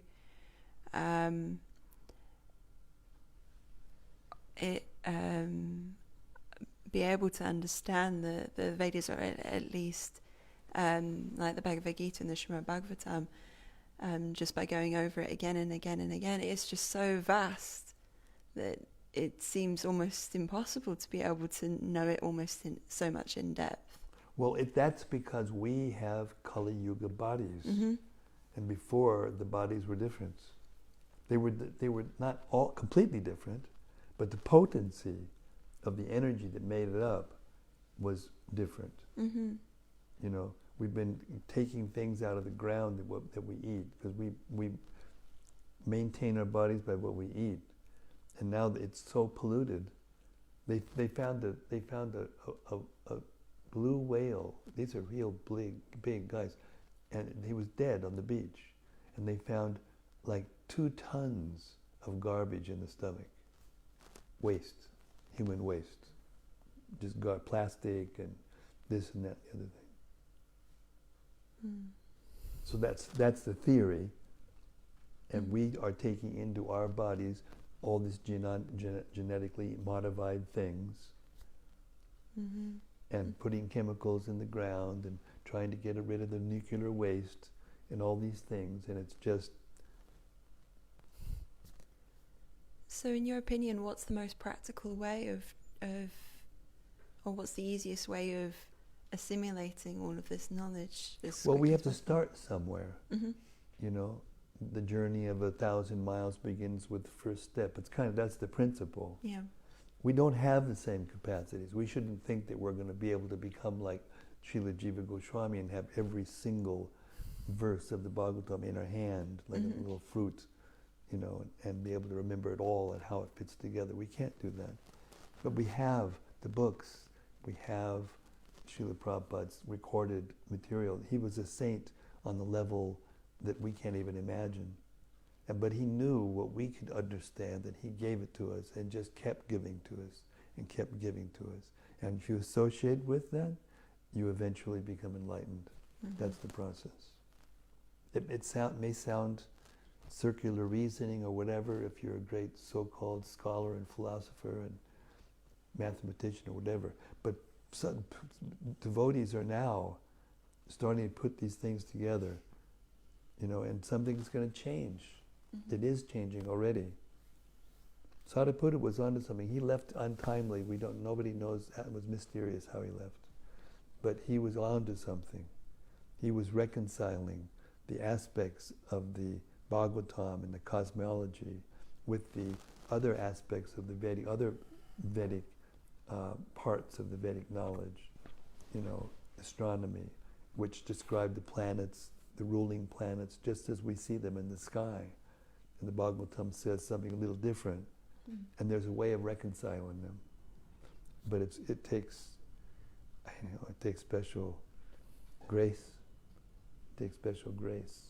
Just like some of the most difficult problems in mathematics have been, and big guys, they go through it and try to get the answer, then one day they're just taking their shower and all of a sudden there it is. Oh yeah, and then they, you know, or Beethoven, he has the whole symphony comes into his mind and he can't write it down fast enough until another one comes in. He's like, you know, it's like, so these are the potencies of material energy. It's inconceivable. But with what we have, Krishna is very kind and has given us these books and these material facilities to be able to remember, you know, and carry it with us. It's not the same, but it'll be used by Krishna to spread Krishna consciousness, and it is happening. It'll take time. Thank you, Maharaj. Hare Krishna. We've got spiritual body. You're a biologist. You got a spiritual body. That, you know, we're seeing and we're tasting and we're feeling and we're experiencing, but the elements that we're doing that through are inert. The elements are inert. They're not conscious. So we're living we have a dream, and in the dream we're flying to the sky, or we're becoming a queen, or getting chased by a tiger, or we just lost all of our luggage and money and everything in a foreign place somewhere, and we're going, oh my God, now what are we going to do, you know? And then you wake up and it's, oh, it's like, I had a dream like that the other night. I was trying to make a plane or trying to do something, and all of a sudden everything was gone, and I was like, oh my God, now what, you know? And then I woke up and it was like, oh, such relief. Or something really wonderful is happening, you know, and we're like, oh, let's go back there and do that again, you know? So, and then we come to this plane and we're doing the same things. It just lasts a little longer, that's all. We're the same person experiencing all these different things in different planes of existence. And who are we? Who's the person? How's that work? They can't explain what consciousness is, what's the source of consciousness or how it works. All they can do is speculate. You put enough, atoms together in a certain way and you'll get consciousness eventually. And it's not just us. It was in there are certain philosophers in the Vedic culture back there who had those theories. Why? Because some souls want to be like that. They want to believe those kinds of things. It's all happening as a result of our, the need of our souls. We think that we want to be the owner and the controller of things that we can't own and control, and therefore we're frustrated. And the whole gist of it is to become sober, to realize through knowledge that no, I don't own this. And I'm getting old. Got these things coming out. I don't want these things, but there they are. Mm-hmm. It's life. But now I'm telling you the truth. I got pains in my body in places I didn't know I had places. And it's not touching me.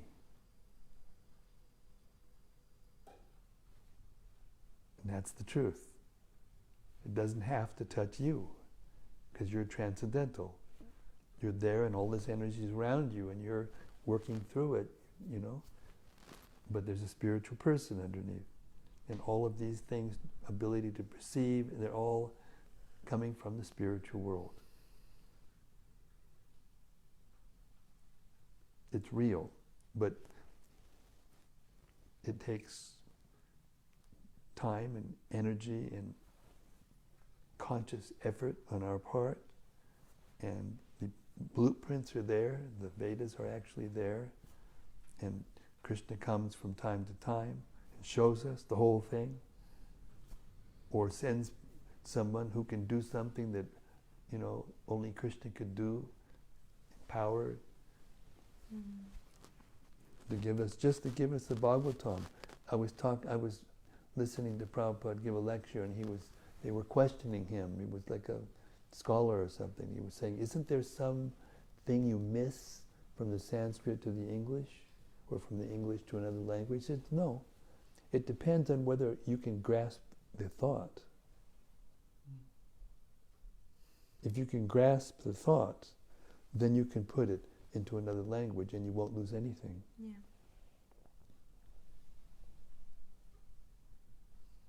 But to do that is not an ordinary thing. What Prabhupada did was not an ordinary thing. We know now, we're the same age as he was when he first came to America, without any money, without any connections. New York City. There's a girl, a devotee, who's putting out a daily little drop of the diary or the journal of Prabhupada that he wrote that first year. Mm-hmm. You seen it? Yeah, it's like, today I met this person, my expense was $1. I got 50 cents income. Today only 3 people came, but it was more than the day before, so it's growing, so we're okay.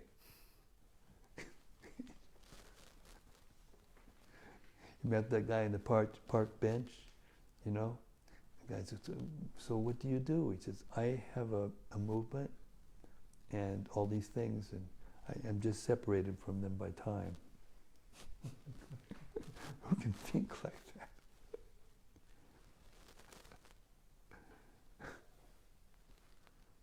Thousands of temples all over the world. Yeah. Just separated from my time. Yeah. Amazing. And the amazing thing was, I went to India in 1975 for the first time. The difference between America or England and India at that time, and that's only what, 50 years ago, was so different. They only had one kind of car. It was called the Ambassador. And everybody drove the same car. We came, what's going on here? We come into another world or something. It was another world. And I remember when we first landed in Calcutta, it was the first time a 747 had landed in Calcutta. We were on that plane. And we came in and there was a whole big line to get through the, customs and immigration.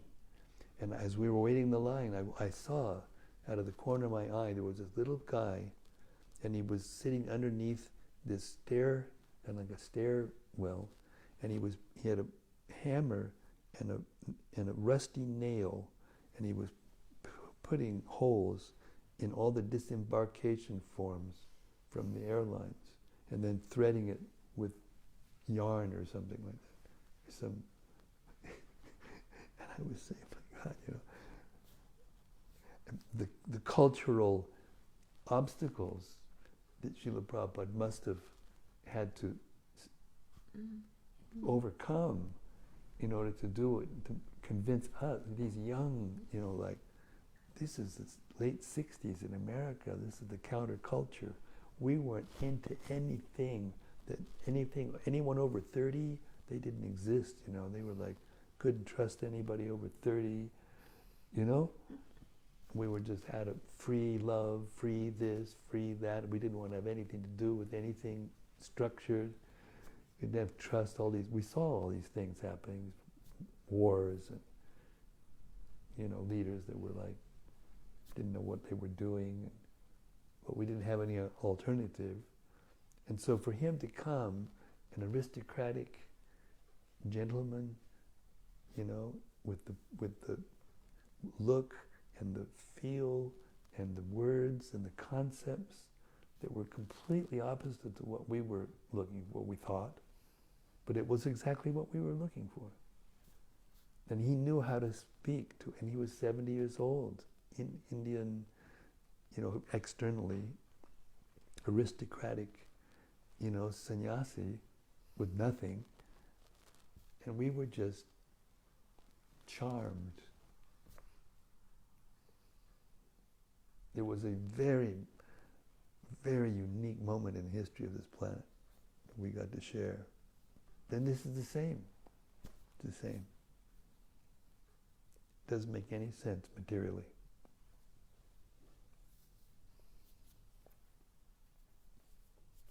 But once you get it and you start to give yourself to this process and you agree to come and live together and worship Krishna and gradually build, what we call a yatra, a group of devotees who are trying to serve Krishna and love Krishna and help others come to that reality of human life and what the goal is.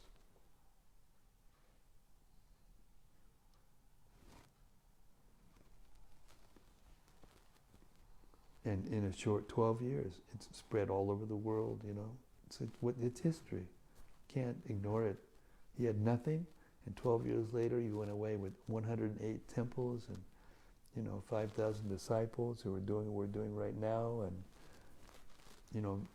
80 books of this caliber, all done in 12 years, after 70 years old. It's not humanly possible. Nobody's done it. Not one person's done it.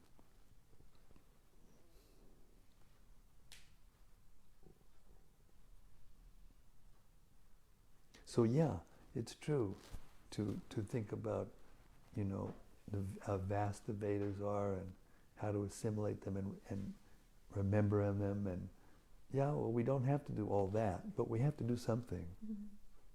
Mm-hmm. That's Lord Chaitanya's gift.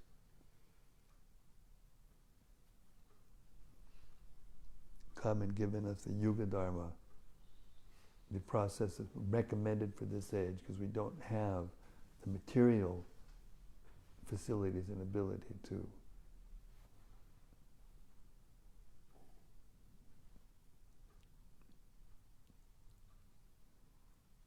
have, huge sacrifices with,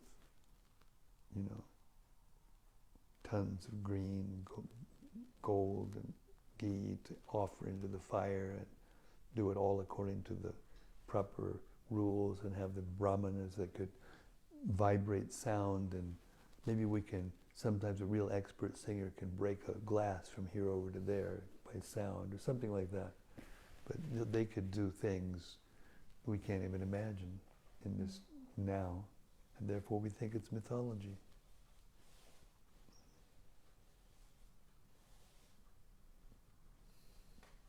Hare Krishna. Krishna. Hare Thank Krishna. you, Maharaj. Thank you.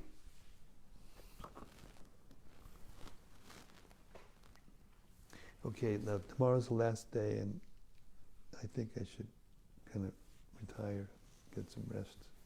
This is a long day, 64 rounds, the whole Gita, and now this is only giving energy. It's not taking energy, it's giving. I'm in awe of all of you, in awe of Prabhupada, Lord Krishna and Balarama, in awe. So, Hare Krishna. Hare Krishna.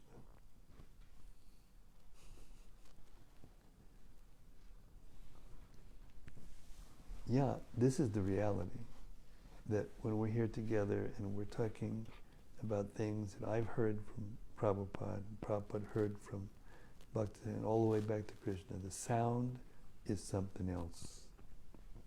The quality of the sound is something else, and it puts us into a state where we don't want to leave. That's a fact. It is irrefutable. And no anxiety. If you live in this state of consciousness that we're in right now, hey, the world will be a much better place. So just build it one person at a time.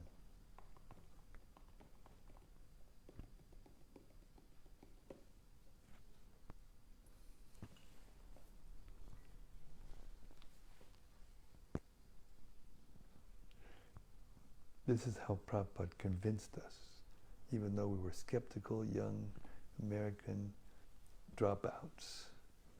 And he just convinced us.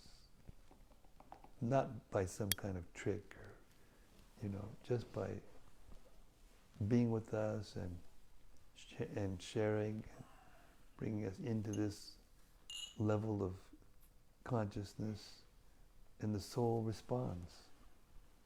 Because the soul is different than the body. The soul is eternal. The body's temporary.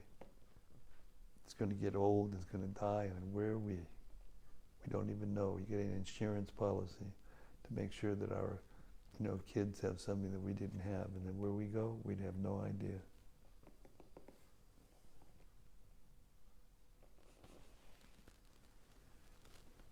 Hare Krishna, everyone. Thank you very much for your company, and tomorrow we're going to be packing up and everything. The next morning we're going to fly over to America and try to do this, what we're doing now, record it professionally and put Prabhupada's books into an audiobook form so more people can get accessibility.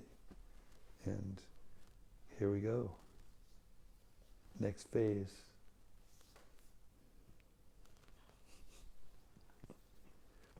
Srimad-Bhagavatam ki Jai. Summum Bhakta Brinda ki Jai. Gaur Premanandi, Hari Hari Bol. We'll see you here tomorrow night. Same place, same time, same station. And then the next night we'll skip because we'll be flying to America and we'll get there too late. So Tuesday we'll be with you again at Radha Lane. Yeah, it's no joke. They built, the devotees made a little street in a cul-de-sac where there wasn't one, and they named it Radha Lane. That's where we live, in Houston, Texas. And so it goes. Okay, see you tomorrow. Hare Krishna. Srila Prabhupada ki Jai. Hare Krishna.